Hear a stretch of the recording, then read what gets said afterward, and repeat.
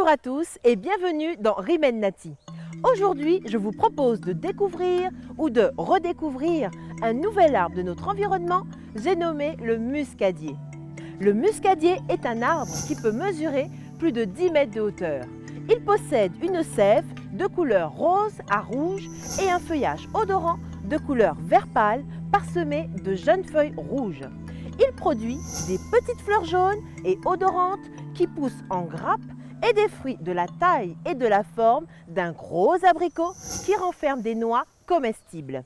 À maturité, les fruits du muscadier s'ouvrent en deux parties et on peut alors découvrir qu'ils sont composés d'un péricarpe, c'est-à-dire d'une paroi épaisse et charnue, et d'une noix brune de forme ovoïde entourée d'un aril rouge orangé brillant, la fameuse noix de muscade. Originaire des îles Moluques en Indonésie, le muscadier aime les sols volcaniques fertiles et les climats tropicaux sans saison sèche marquée.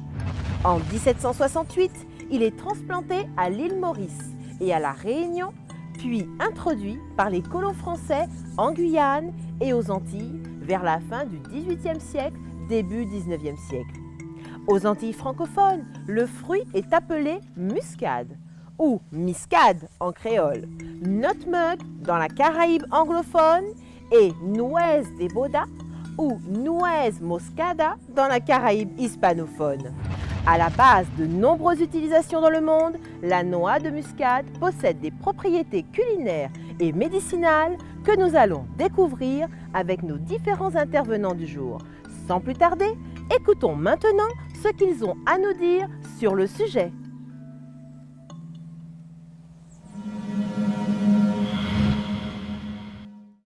Voilà, donc fleurs mâles, peut-être bifides ou trifides, comme ça. Souvent, ça correspond à des fleurs mâles. Et les inflorescences de fleurs femelles, uniflores, une seule fleur.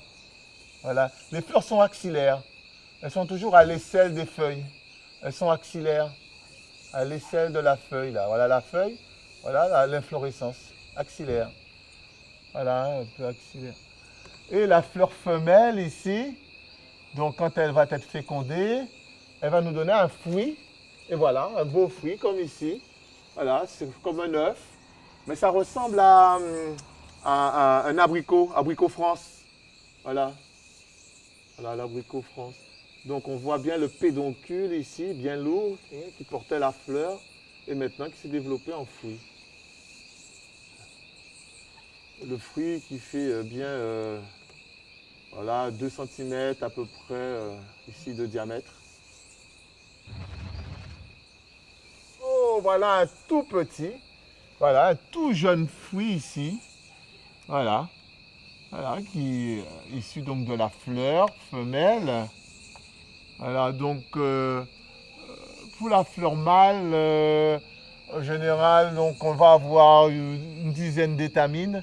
Et les étamines se soudent entre elles. Les étamines, par exemple, c'est pour l'hibiscus, ce qui est jaune dans la fleur d'hibiscus et qui est porté par un petit filet rouge. Voilà. Mais on n'a pas de fleurs vues ici, les étamines. Et là, par contre, on a un petit fruit qui est bien issu d'une fleur femelle, donc de l'ovaire. Voilà, donc les fruits plus gros. On va couper pour voir. Et à maturité, ce fruit va s'ouvrir. On va voir, hein, il y en a d'ailleurs. Le fruit va s'ouvrir à maturité. Et là, on va le couper. Donc, il y a un latex. Hein. Vous avez vu le latex? Il y a un latex, il y a un lait. Une sève un peu blanchâtre, rosée.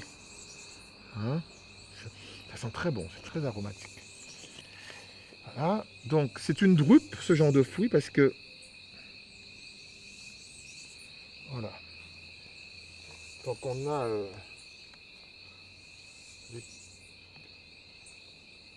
ah, j'ai bien coupé. Okay. Ouh, c'est pas mal.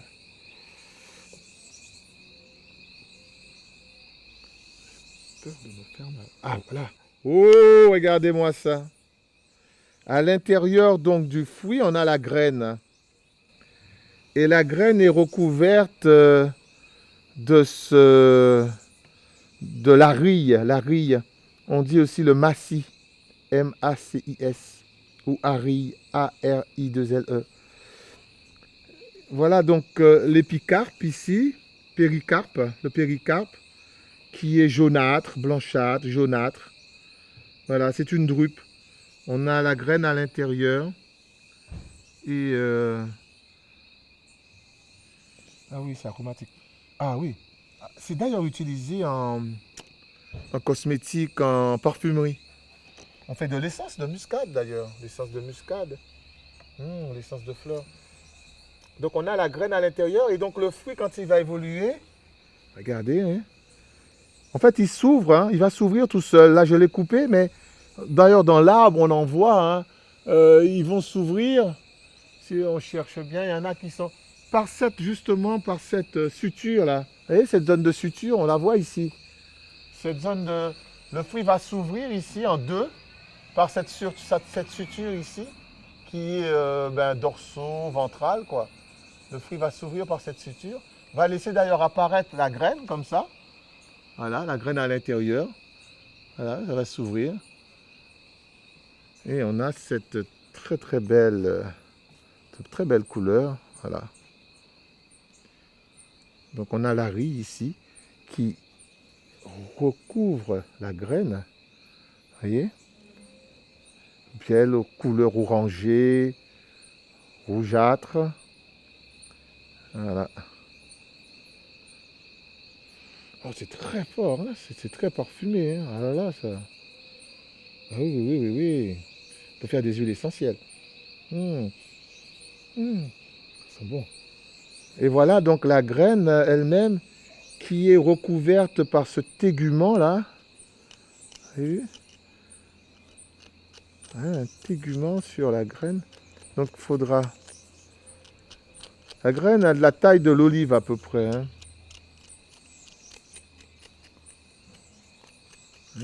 Voilà. Et ici, on a beaucoup de fruits. Ce fruit, c'est une drupe.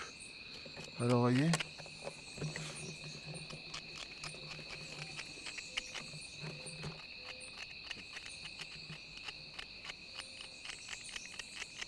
Dur, hein?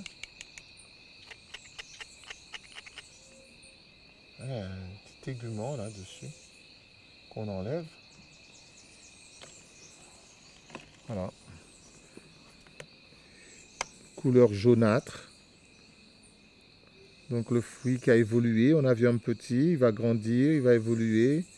Il a atteint cette taille. Vous voyez, ça s'oxyde un peu. C'était jaune tout à l'heure, blanchâtre. Vous voyez, au contact de l'air, il y a une petite oxydation. Oui. Donc si j'enlève cette partie oxydée, ça s'oxyde très vite d'ailleurs. Hop, regardez.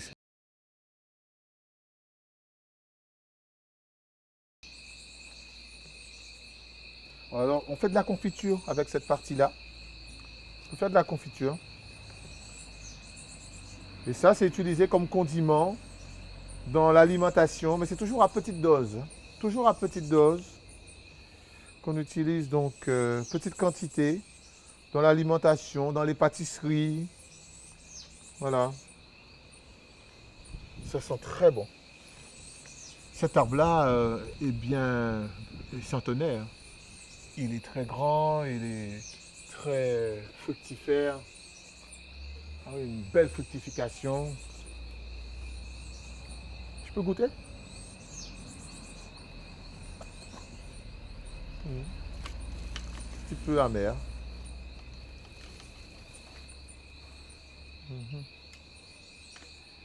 Ah oui, il a un bel âge. Hein. Il a déjà vu quelques cyclones. D'ailleurs, il porte des cicatrices. Il porte des cicatrices de vent violent, hein, ici. Il a essayé d'être sauvé. Vous voyez? Je crois qu'ils ont essayé de le sauver, là. Est-ce que il porte les marques du passé.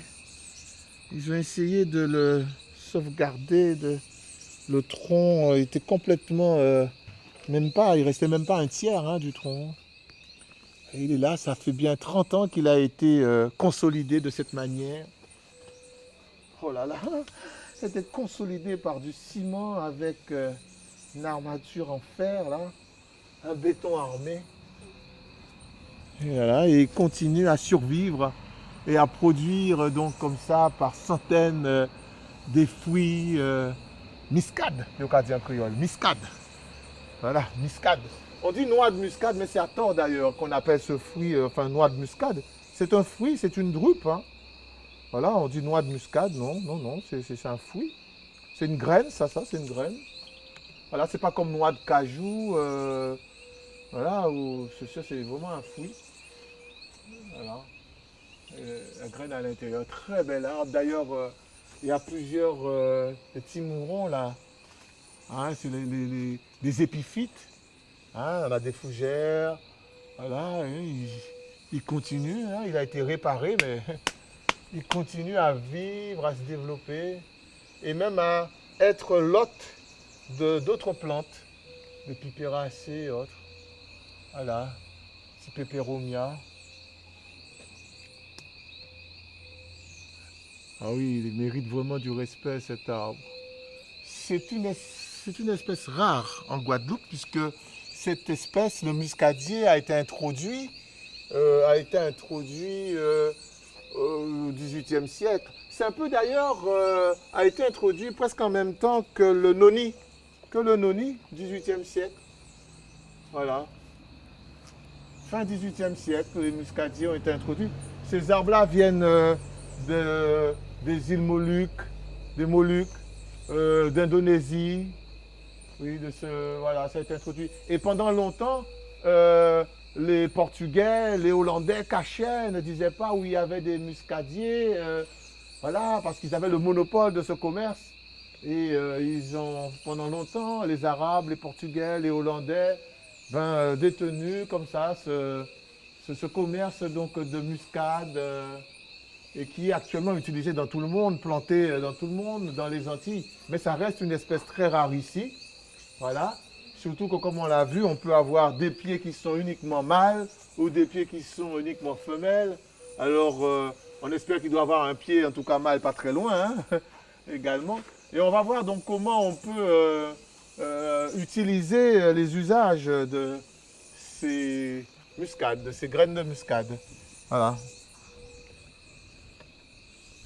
On va voir un peu les usages. Donc ici justement, il faut les faire sécher. Voilà, on voit bien. Il faut les faire sécher. On a la riz qui est dessus ou le massis qui est sur la graine. Voilà. Donc on peut faire de la confiture avec cette partie charnue, l'épicarpe. Et voilà, c'est comme ça qu'on arrivera à la graine. C'est ça qui va être râpé. Ceci, j'ai récolté, voilà, donc c'est en train de sécher avec le reste. Voilà, donc maintenant on va voir comment l'utiliser. Voilà, donc ça a séché. Alors, on voit bien ici, là, la récolte du jour, hein, avec donc la riz bien rouge. Voilà, donc le massis, enfin la riz ou massis. Voilà. Et donc, quand ça sèche, ça devient un peu plus marron. Et puis, même beige, comme ça. Et donc, je vais vous emmener voir donc, la personne qui va l'utiliser parce qu'il y a des usages culinaires, des usages médicinaux, des usages donc en pâtisserie. On va voir comment faire. Voilà la récolte ici, Hélène. Ça a déjà commencé à sécher. D'autres me semblent, voilà, utilisables. Ah oui, donc tu enlèves la riz. Voilà. Il faut casser, bien sûr. Et on a donc, voilà. On enlève le tégument, on enlève donc la coque. On va râper.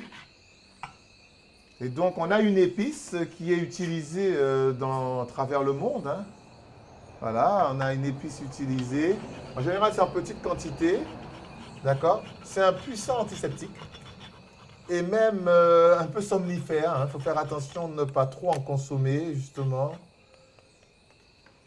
Voilà, donc c'est utilisé dans voilà, de nombreux usages. Très aromatique, ça va épicer, relever les chocolats, voyez, les pâtisseries. Un bon petit plat.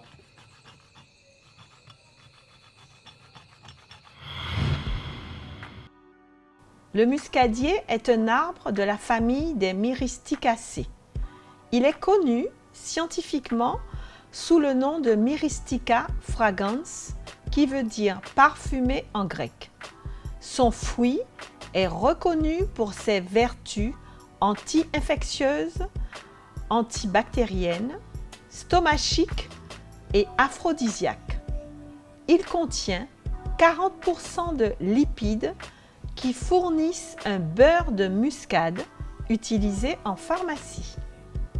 On utilise également de l'huile essentielle extraite de la noix de muscade, riche en composés chimiques. Dans la médecine traditionnelle, la noix de muscade était utilisée pour soigner beaucoup de maladies comme le choléra, les vomissements, les diarrhées ou encore comme aphrodisiaque. Mais seuls les usages suivants ont été validés.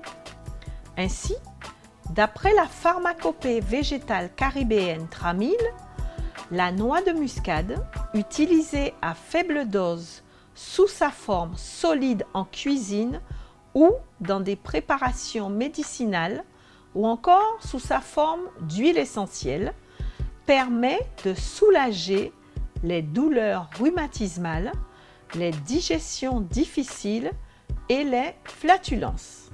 Pour profiter de cette propriété stomachique, vous pouvez ajouter de la noix de muscade dans vos plats.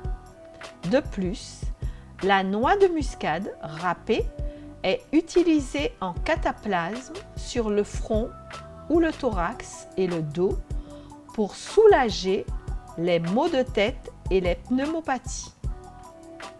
La poudre de muscade est également reconnue pour soulager les symptômes de la gueule de bois.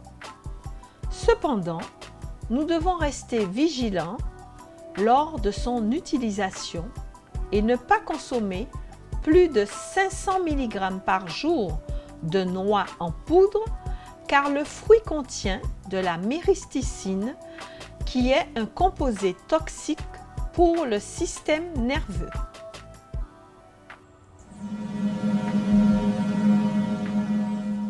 Merci à tous nos spécialistes pour leur intervention. Grâce à eux, nous avons découvert que la noix de muscade est une épice qui pouvait soulager certains de nos maux et de nos douleurs.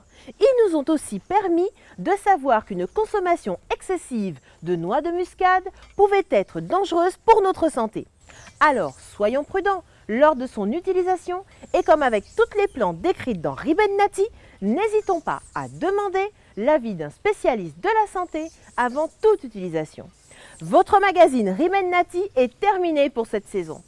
Et oui, c'est avec une pointe de nostalgie que je vous laisse. Mais, retrouvez-moi, Zahi et les spécialistes de la santé et de la recherche sur le premier DVD de Riben Nati. Chers amis et téléspectateurs, je vous remercie pour votre fidélité et je vous invite à continuer à protéger leur verre qui nous entoure. À la prochaine!